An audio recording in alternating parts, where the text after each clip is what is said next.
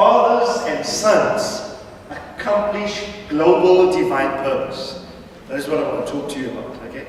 Fathers and sons accomplish, everyone say global. Global. We are changing the mentality of this church from local to global. That's right. Amen. You know, the thing with small towns is you think sometimes small, right? And I want to break that mentality.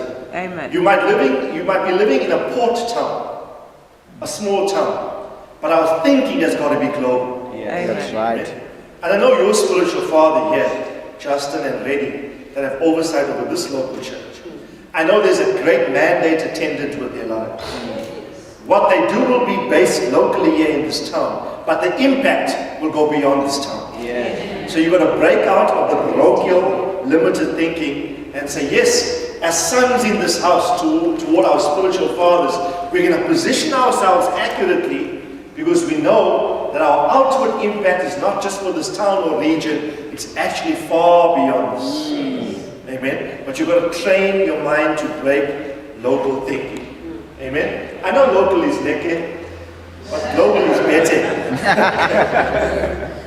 Amen? Break out from local to global. And you'll see this. This is how Ruth chapter 1 verse 1 starts. Now it came about in the days when the judges governed. So what is the context for this narrative? It was the time of the judges. Not so? It was the season of the judges. And there was a famine in the land. A certain man of Bethlehem in Judah went to sojourn in the land of Moab with his wife and 2 sons. Now isn't it amazing? I've given you the meaning of these terms. Now when you read just verse 1, there's a whole lot of things happening here. Not so? Right? Now it came to pass in the days when the judges governed, there was a famine in the land. A certain man who lives in a context where the word of the Lord is shared in an apostolic environment. He leaves that and he goes to a land that denies the need for fathering. Moab.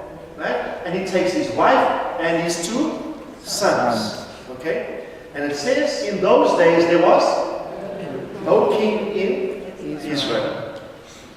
Every man did what was right in his own eyes. A king represents authority. A king decrees, not so. A king establishes rule. King establishes law. In the absence of standards, everybody does what is right in his own eyes.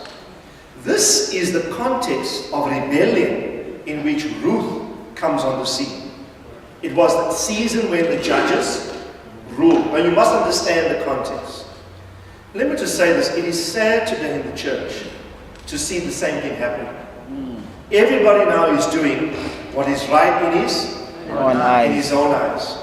And we are not keeping to absolute standards of right behavior, of truth, and of righteousness that God has revealed in and through his word. But you see, in the absence of leadership, when there's no king to enforce the law of God, everybody does what is right in his own eyes. Now, whenever you have judges ruling, let me just say this, there are many judges ruling the church, not fathers. And so long as you have judges ruling, you will always have famine in the land. Yeah. The time when the judges ruled, there was an absence of grain, no word. Amos 8 verse 11 says, it will come to pass when I will send a famine, not of bread, not of water, but a famine of hearing the word of the Lord. Right now there's a famine of hearing the word. Now you must be careful. The Bible doesn't say a famine of the word. It says I will send a famine of hearing the word. The famine is not the word. The famine is the incapacity to hear the word. God's always speaking. It's just that not too many people are listening. He who has an ear, let him hear what the Spirit is saying to the churches. And blessed are you who hear these things this weekend, for your ears are hearing things that not too many people hear. And I pray that your ears will be open to receive the full import and weight of the things that God is saying to us. In chapter 1, you have fathers and sons dying. In chapter 4, you have fathers begetting sons. There's death in chapter 1, but there's procreativity and life in chapter 4. All because of the reinstallation of the father-son wineskin. If you live in a culture called Moab, in your mind, if you say, I don't need to relate to a human as a father, I can sort my relationship with God out all by myself. That is a Moabite mindset. That is Moabitish. And the results will be disastrous in your life.